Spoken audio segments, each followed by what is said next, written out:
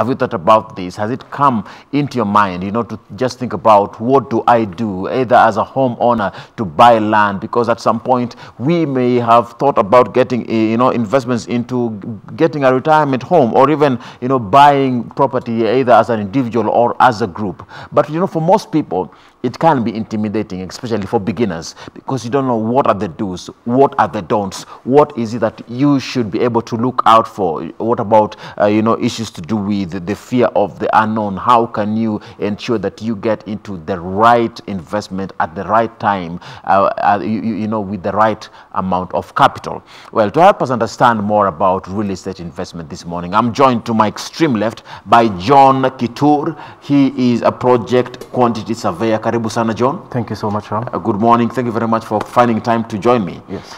And I'm joined also by Christine Aliona, the sales and marketing executive. Karibu sana, Christine. Thank you so I'm much. glad to have you. Thank you. And they are both from Wayaki Ridge Gardens. They shall be helping us, you know, putting matters into perspective. Today it's all about focus on real estate. You can be part of this conversation. The SMS line is on 20154 is the number. Start with the word channel 1. Tell us your name, where you're watching us from. Ask your questions about real estate. They are experts. They will tell you what to do at some point. If you have any comments about this, also feel free to go on to our Twitter handle. The hashtag is Good Morning Kenya. Tag me at Ram Aguko, at Jane Wambo is my colleague's handle, at Doreen Arange, and at KBC Television. Keep tweeting.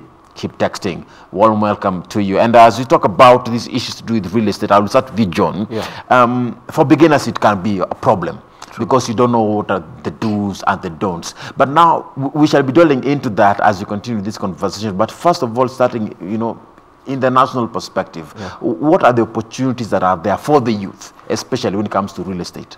I would say for us youth in Kenya, where there are many opportunities in real estate. For example, you can begin off as a sales and marketing guy. There are many houses in Nairobi, especially, that are yet to be let or to be bought. So those are opportunities for young people to go out and try and sell the houses and get something like a commission for themselves. So they go sell houses and get commission? Yes.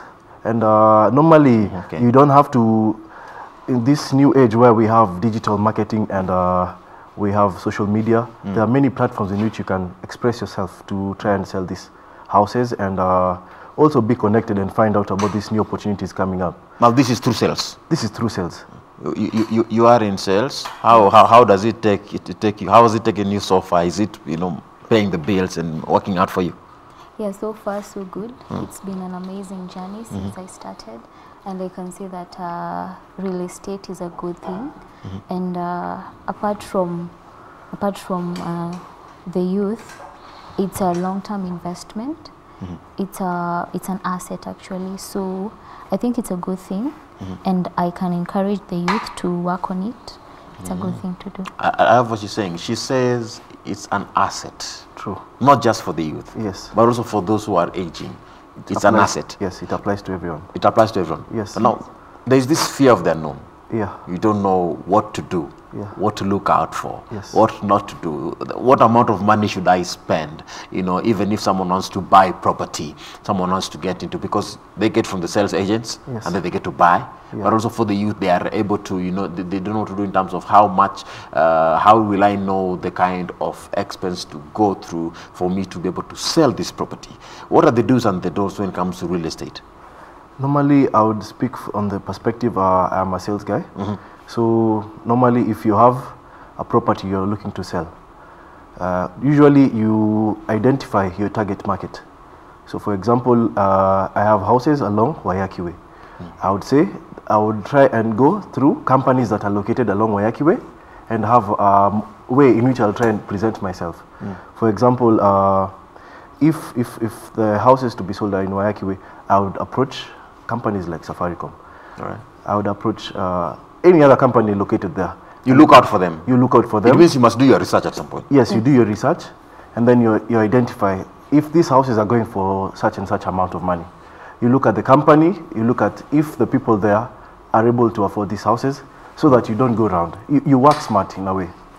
So that way it helps you to cover more ground, and there's a higher chance of you converting something for yourself. And I love how we are driving this, because now we'll be taking into the angle of from the sales perspective also, how you can be able to get clients as a salesperson. So this is a very important tip for you at home, one that can be able to help you know what to look out for. So you first of all start with getting the possible companies that you can be working with. Yes. You've mentioned a few there. Yes. And so now, how do you manage to get a hold of all of them at some point? It is not easy. Yes. Yeah. Right? Yeah. Yes. Then how do you manage to get a hold of them? Something good about marketing, the moment you get hold of one, then the news will spread all over. So it's easier. And with this era of digital marketing, it's easier to capture people from the social media, which is a good thing. So you can find that those that are not able to come to site, they can be able to see the pictures in our website and make a judgment out of it.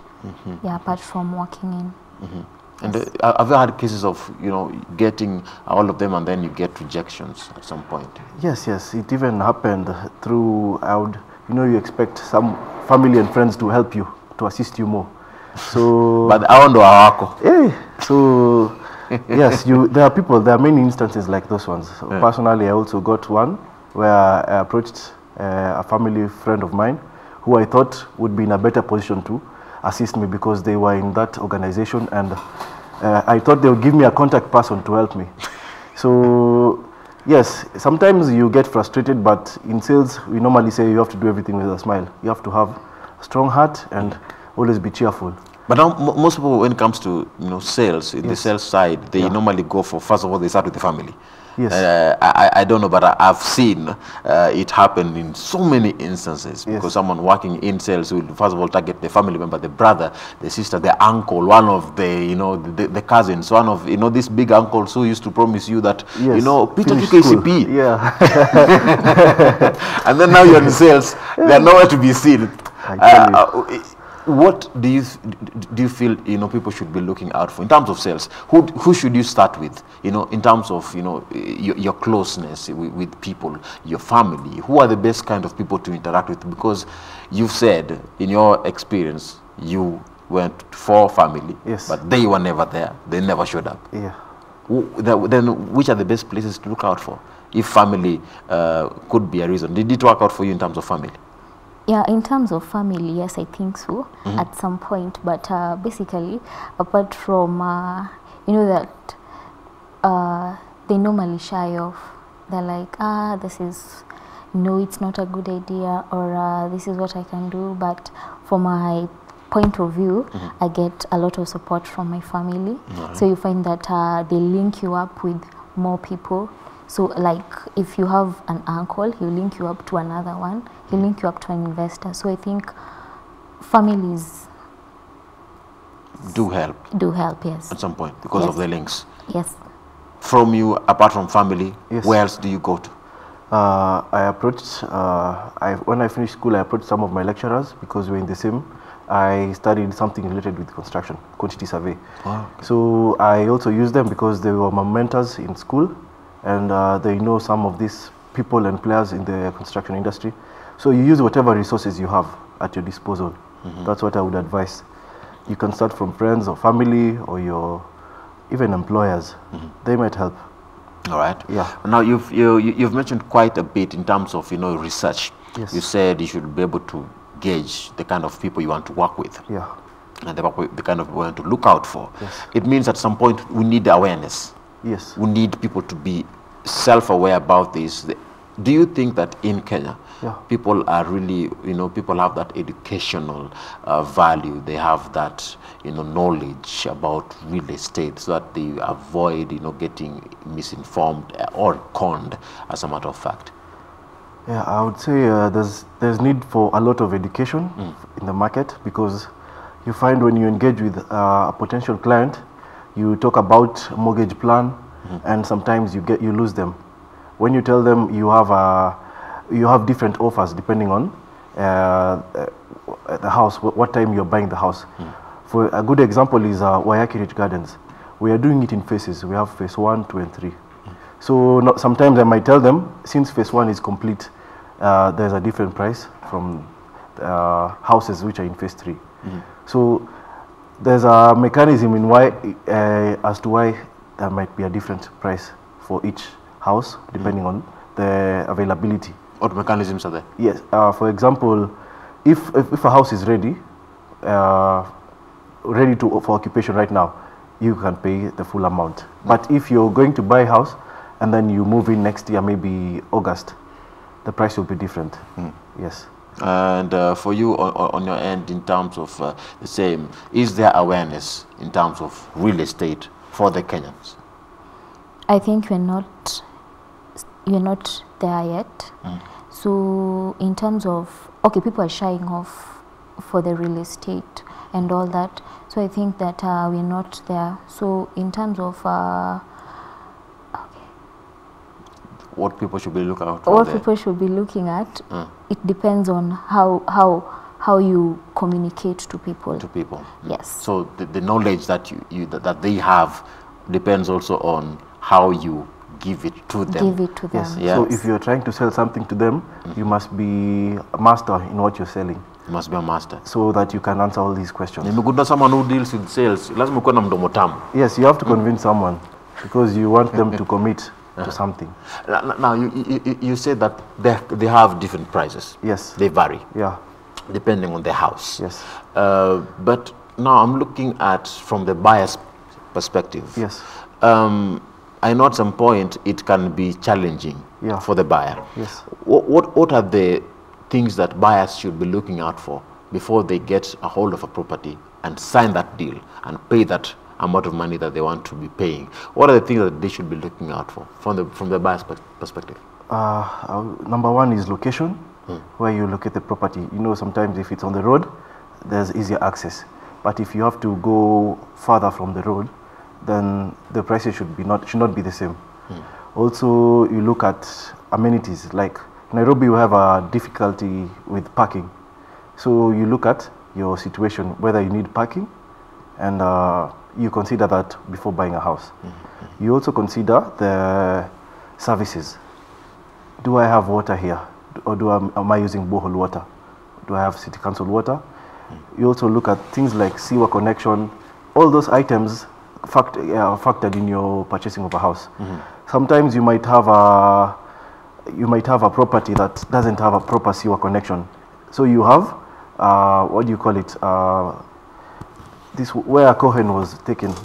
That area. That thing, yeah. Septic. Yes. Yes. Well, sorry, but for lack of a better word. So there, sometimes the place gets smelly and stuff. So it is important. Such small things matter when you're buying a house. So things like the septic tank, the status of that, the location of the building. Yes. We should be looking at those instances. Yes, and whether you have lifts, whether you have the kind of finishes you have, the kind of security you have, all these things factor into the price you pay. And I'm looking at, from still on the buyer's perspective, at some point we've had cases of buyers, getting into real estate, but they end up withdrawing. For the past, in the last 2 years, real estate has gone down. True. In terms of the industry performance, it has gone down in the last 2 years. But before 2 years, that was from 2017 there. Somewhere there. Yeah, somewhere around 2017. Yes. It was booming before 2017, but it went down. Yeah. What are the challenges that are there? Because now we are losing buyers. Yeah. I would say, from experience, people who take a mortgage, most of the time they fail to service the mortgage. There was a report on Business Daily about that, similar. And the economy in Kenya right now is not so good. People are struggling to make ends meet. And I would say before 2017, we didn't have, I'd not like to say this for a fact, but we had a lot of money that was unaccounted flowing around in the economy. But now, once we change the new currency, the purchasing power of Kenyans has gone down. So to find someone to spend a few millions to purchase property becomes difficult. And so everyone is struggling right now. So if we, as Kenyans, we try and make the economy better, then also the real estate market will come up. All right, Christine, for you, what should a buyer look out for before they get that property? I think east or west, home is best. Home is best. I love Yes. that. So when you're looking for a property, you have to be comfortable in what you want. So you look at the amenities, if you're comfortable with them. You look at the location, of course. Okay, you look into your pocket also. Are you able to afford it? Will it be convenient for you to live over there?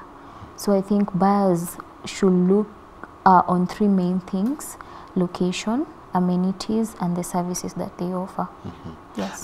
But now from the real estate developer side, should we also consider that angle? That we know the developer, who it is, their background, their history, because this has brought in lots of debate in the past. Yes, yes, yes. I agree with you, Ram, because recently in the news we had a real estate company which was all over the news. They were promising buyers, you give a deposit of this amount of money, and you pay in this payment structure, and then by this year you're going to have your house ready. So which never happened. Which you go to site, it's just cleared land. You don't have anything. Yet 3 years down the line, you've paid the money and you have nothing to show. And wherever you're staying, you're paying rent. So it becomes difficult to trust. Like you said, there's some conmanship going on in real estate, and it's not good. So it is making Kenyans lose trust and faith in some developers. So if a name is soiled in the newspaper or somewhere in the media, it becomes difficult for you to convince someone to buy into your project. So name above all really matters. You have to protect your brand, and if you promise something, you need to deliver as a real estate developer. Yes. And I'm seeing Christine ulibeba kitabu ingine hapa. Yes. In here. This is a brochure of what we are working on. What you're working with. Yes. So this is a building. Yeah, that is a building. As we are looking into issues to do with Wayaki Ridge, we are creating that awareness that is there. Now, Yes. I want to talk in the perspective also from the sales, from the sales perspective. As someone gets into this kind of business, because youths are looking for the jobs. True. Youths are interested in paying the bills, getting money on the table. They need the food to be there. Do you have challenges when it comes to getting a hold of this kind of business and making it flourish for you as an individual? Because at some point, the buildings, yes, they may have problems, but it is you who sold them. Yeah. What challenges do you face? As a salesperson, Yes. I would say if for example, I brought in a client and he signs the agreement and he's okay with everything, he's seen the house and he likes it. Then later down the line, he comes back and he sees the house, and whatever promises you had made or shown in the show They are house, not met. they are not met. Exactly. So you had promised, if you go to the show house, you see all the nice things, but the product you get finally is different from what you were sold. So that becomes a challenge, because I was the one who brought in the client. So the client will talk to me and ask me, hey, why am I getting something different from what I had paid for? So it becomes a challenge to convince someone that this is what you paid for and this is what you're going to get. So as a sales guy, you need to make sure what you tell them is the truth. Because during that whole journey, you will not be there. Yes. After making that deal, you will disappear. Yes, yes, yes. And normally you have to get a good, it's a lifetime relationship with whoever you sold the house. Because in the future, they might call you up again and say, I want another house here. So it pays to have good relations with whoever your customers and your clients. Yes. The houses that exist. Yes. Now this is where things get tough now. Yeah. We have the president's agenda for Yes. affordable housing. Yes. The president is building around 500,000 housing. Does that have a boost on real estate industry? Yes. Would you want to answer, Christian? Yes. Whichever way. Yeah. So I would say, for as a developer, I would not be too happy, because the supply would be more and the demand will be less. So if I had planned, if I was budgeting to get a certain amount from selling these houses, it goes down because now I have to reflect a competitive price to match the government's houses. But at the same time, it's good for us customers and clients because we get an array of houses to choose from depending on your income. All right. Yeah. Christine, on your end, affordable housing by the government, the 500,000, how do you see that affecting the real estate industry? I think in as much as the government is trying as it can to help in housing, it's okay, I mean, if that will be, it will depend on who will be investing in those houses. So you find that for the other clients, they'll shy off from it and they'll think of something else to... Yes? Yes, they'll think of... Okay, no problem. So they'll be able to go for other opportunities that are there. That are around. All right. I would like you to maybe give us just a brief, description of the kind of products that you have as in Waiyaki Ridge. What do you offer? Because I'm looking at the kinds of requirements that someone may have, whether they can be able to get that threshold from you. Yes. Your requirements, the product we have. Yeah, okay, so we have 2-bedroom and 3-bedrooms on Waiyaki Ridge Gardens, and it's located next to Mountain View Estate, just after Westlands. Also, we have 264 houses there, and we're doing it in phases. We also have ample parking. That's our biggest selling point. All right. Yes, each house. You have some space. I'm seeing this picture. It's quite. Yes. Ample, yeah. Yeah. It's quite good. Yes. So we offer ample parking spaces. We have CCTV camera, so and 24/7. All right. Manned gates, and we have borehole water also. We have standby generator. All right. Yes, and our spaces are quite big. The houses. We are inviting all of you to come and see the house because we have the show house ready and we are continuing selling. Christine, yes. I'm looking at branding because here we're talking about building a brand. How can a salesperson be able to build the brand of the kind of product they want to, get forward to the client? First of all, you look at the unique selling points that you have. So in terms of amenities, we are at par with what is in the market. It's a high-rise end in Waiyaki Way, so you find that we have very unique amenities, like an elevator. That is okay. In the past years, not so many houses had the elevators, so we're trying as much as possible to get in line with what is happening. Then we are introducing intercom.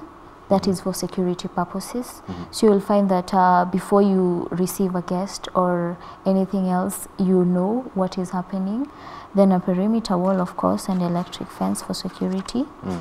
Then in our houses, we have come up with a modern way of lifestyle, like the open kitchen.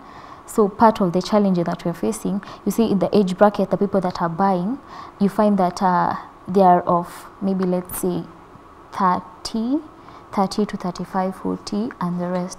So you find it's a challenge convincing such to buy a house that is open kitchen, because you find that a lady will want to cook in a private room as it was traditionally.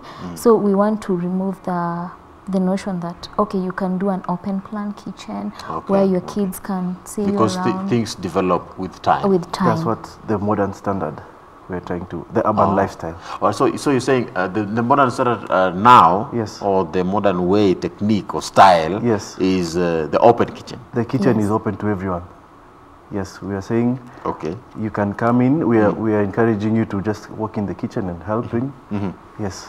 Okay. Yeah. That's that is the 2019 model. 2019 model. Yes. All right. Wengine wetu tulishtuka tukiona but we thank God for these kinds of developments. I'm looking at the aspects of SWOT analysis as you are doing all these projects. What are the kinds of analysis that you normally put for yourselves as salespersons?